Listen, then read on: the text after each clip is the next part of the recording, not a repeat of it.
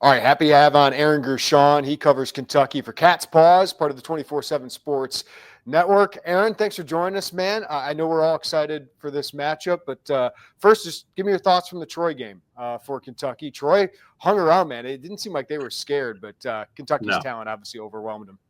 Yeah, look, there was a lot of, I think, anxiety from the fan base given I know it's a new regime, new roster, and all that, but given the fact that Kentucky lost to Oakland last year, 3 years ago, lost to St. Peter's, 15 seed and a 14 seed in those two games, respectively, I think there was a lot of anxiety that honestly probably got to the coaching staff and players a little bit. You could kind of see it in their faces on the bench. You could see it in Mark Pope's eyes. Mark Pope, obviously, in his first year here in Kentucky, but he had went 0-2 in the NCAA tournament at BYU.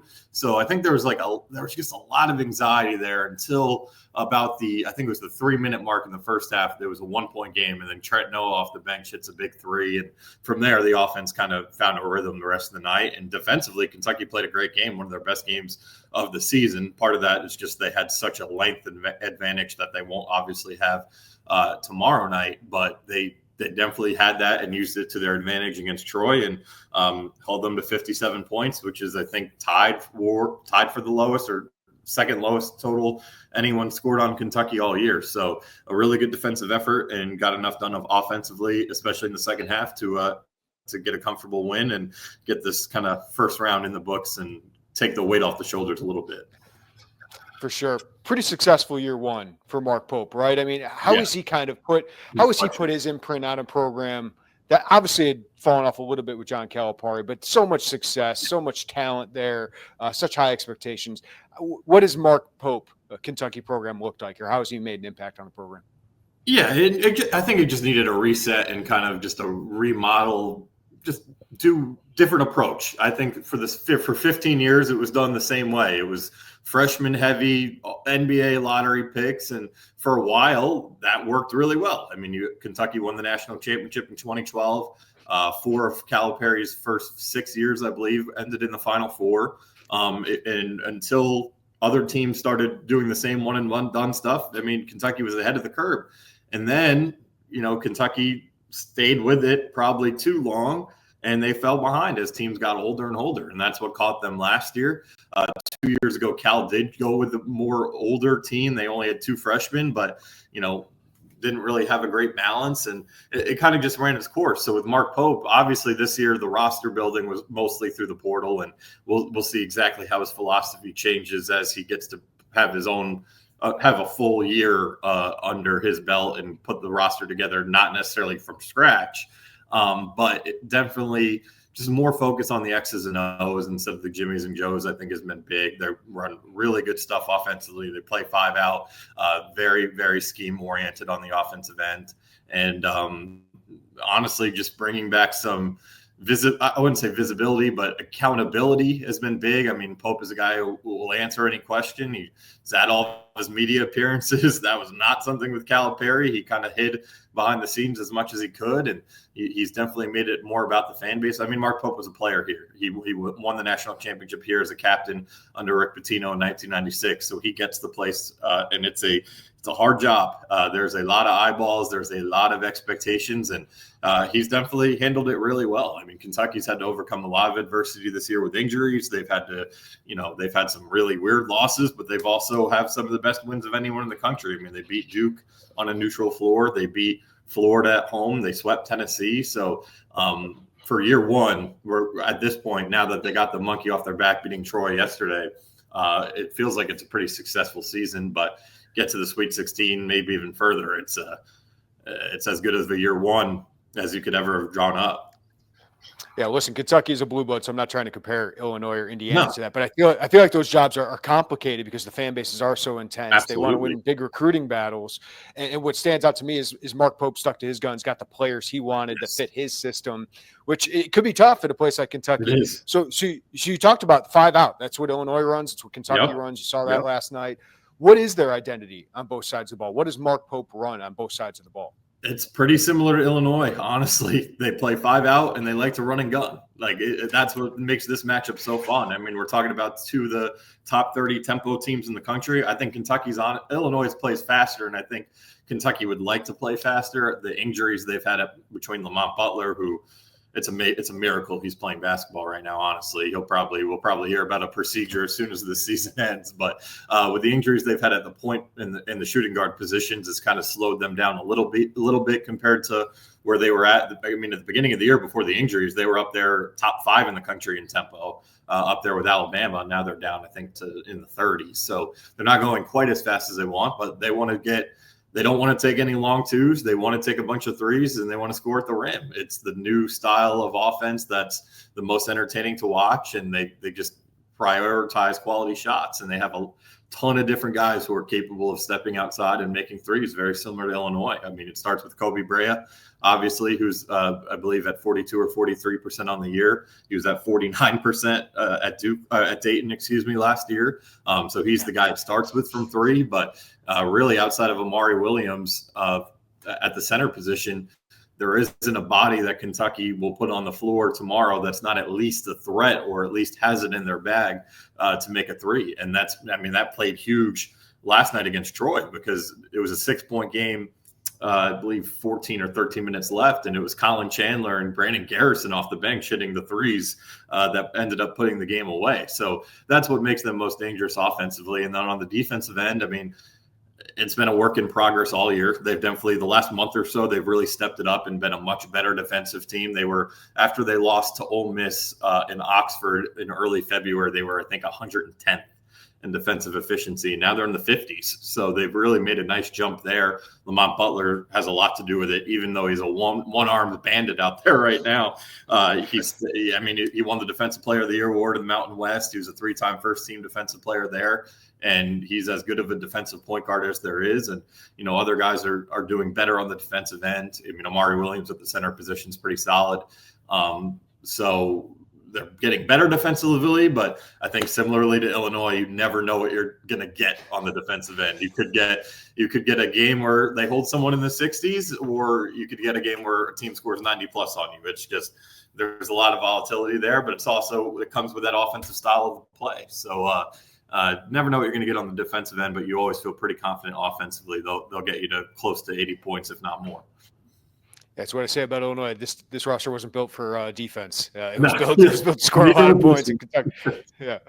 Well, you mentioned the injuries. Injuries and illnesses really impacted Illinois in February, especially.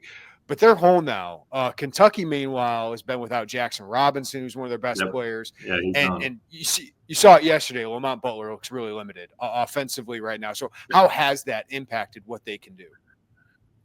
Yeah, it's tough. I mean, it's forced them to play 3 freshmen that really weren't part of the plan this year with Colin Chandler. Colin Chandler's a guy who was serving a church mission for 2 years and stepped away from basketball, and now is back and playing a much bigger role than he was probably anticipating. And same with Trent Noah and Travis Perry, who are both in-state kids. They're both playing big minutes that they were. I mean, Trent Noah played, maybe 5 minutes total, until the injury started happening. So, guys have been thrusted into roles they weren't necessarily anticipating. The good news is Lamont Butler is out there, and he's competing his butt off on the defensive end. And he's still at least, he's getting the ball where it needs to be on the offensive end. He's distributing pretty well, but just the shot's not there. He can't really raise that arm because he's such a good shooter at the rim.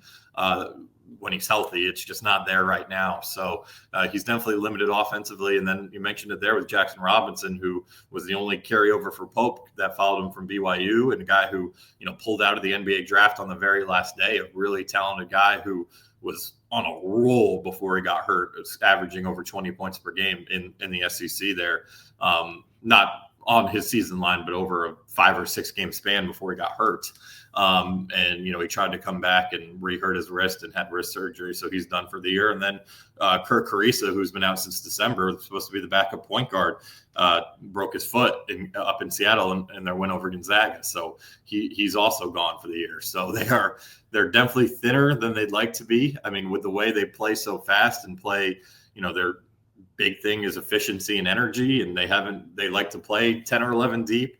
That this has obviously cut the rotation down to 8 or 9 on any given night, but they're gutting it out. And even Amari Williams, apparently, we're going to ask him about it a little more this afternoon, but hurt his back in practice Thursday, and he had 13 rebounds and had one really big breakaway dunk. The 7-footer did, but he was not comfortable around the rim yesterday either, scoring wise. So they're kind of duct taping this team together from a health perspective. And, even with all the injuries, I mean, they went on the road and beat a top 15 Missouri team. They were able to knock off Tennessee twice, one of them without Lamont Butler, one of them without Jackson Robinson, and then Lamont Butler got hurt again and left the game for 9 minutes. So they've been able to, they've obviously had some clunkers. They lost badly to Alabama twice.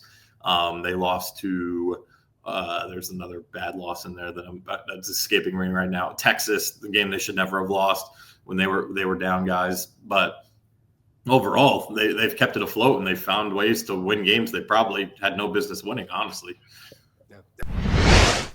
Are you ready to optimize your nutrition this year? Well, Factor has chef-made gourmet meals that make eating well easy. They're dietitian approved and ready to heat and eat in 2 minutes so you can fuel right and feel great no matter what life throws at you. Factor arrives fresh and fully prepared, perfect for any active, busy lifestyle. And with over 40 options across 8 dietary preferences on the menu each week, it's easy to pick meals tailored to your goals. So you can choose from preferences like Calorie Smart, Keto, or my favorite, Protein Plus. And Factor also can help you feel your best all day long with wholesome smoothies, breakfast, grab-and-go snacks, and more add-ons.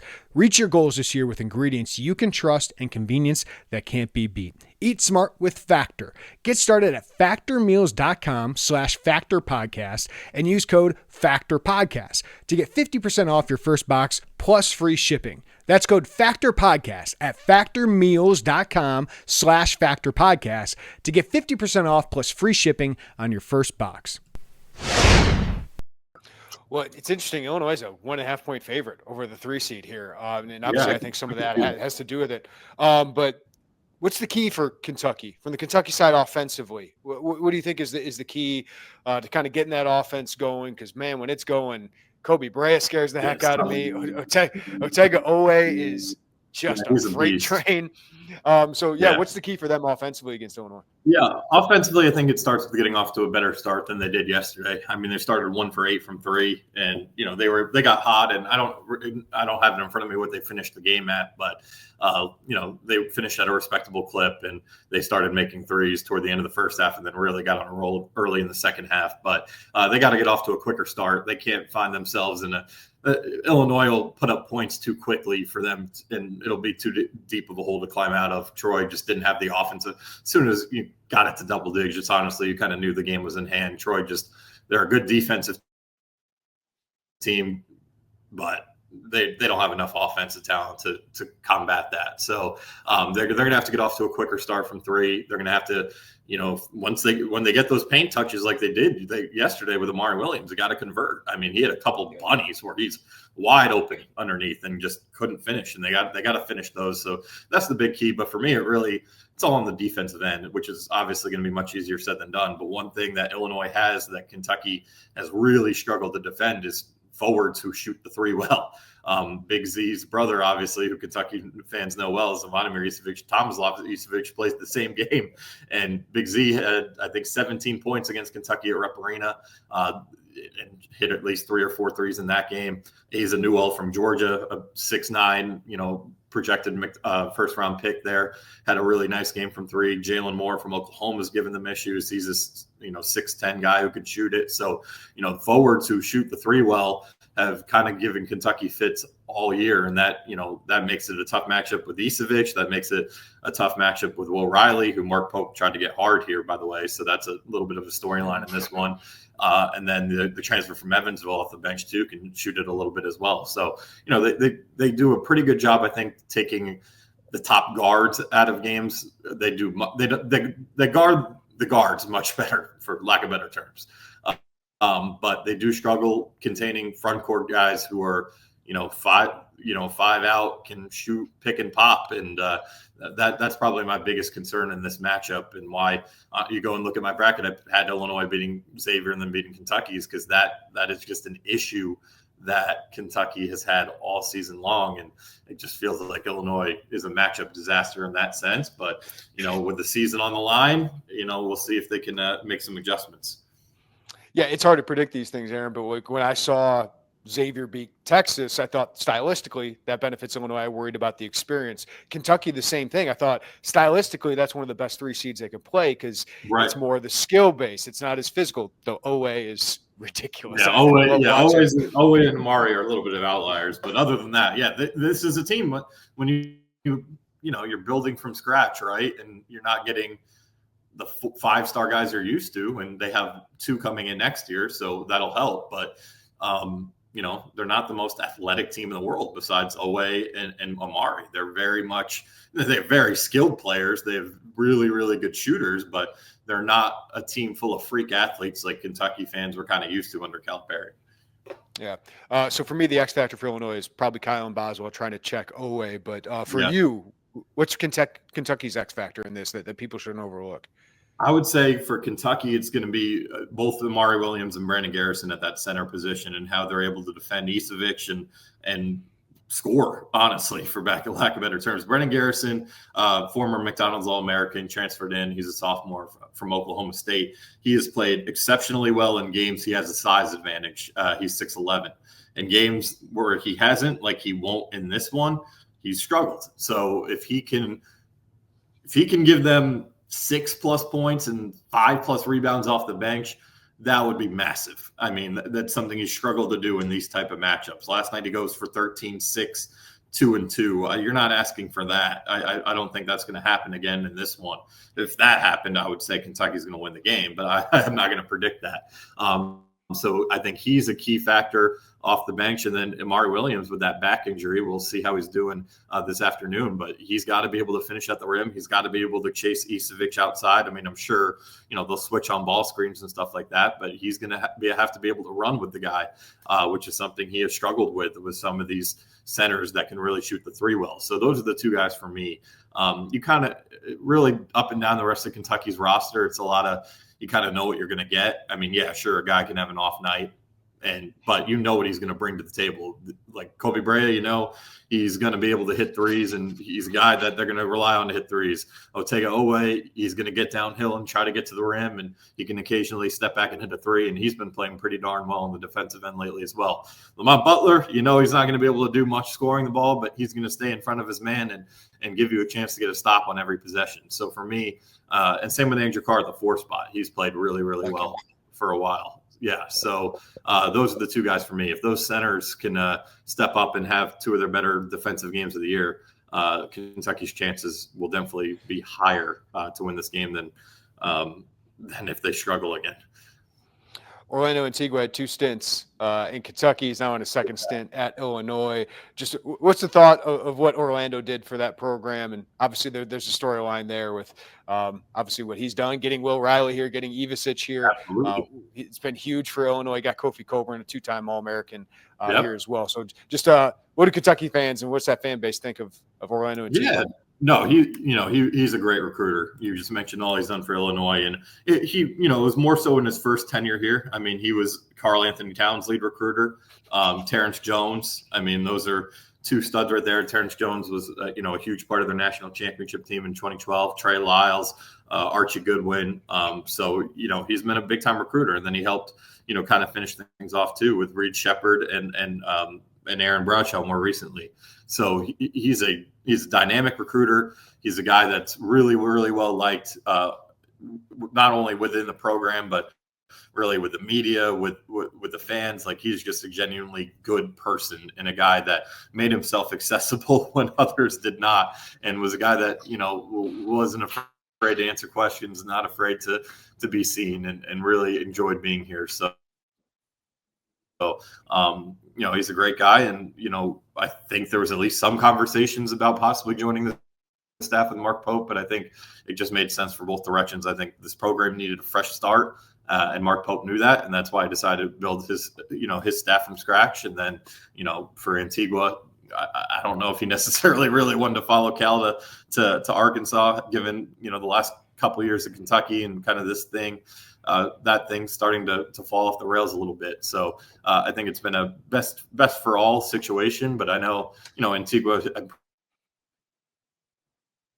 Washington. So he definitely laid some roots in the city, and is a guy that the fan base has a lot of love before, just one on Sunday, and then you got obviously that Will Riley. You mentioned that he was the recruiter there, and that's a guy that was Mark Pope's kind of first big effort, was try to make up ground and get Will Riley to Kentucky. Obviously, it was a little late in the game for Kentucky, given the coaching's changed, but there's, and then obviously the Zvonimir Isevic, Tomislav Isevic connection, with Big Z having played at Kentucky. So there's definitely a couple storylines here. No bad blood, not the juiciness that's St. John's, Arkansas later today, but there's some cool storylines here and there.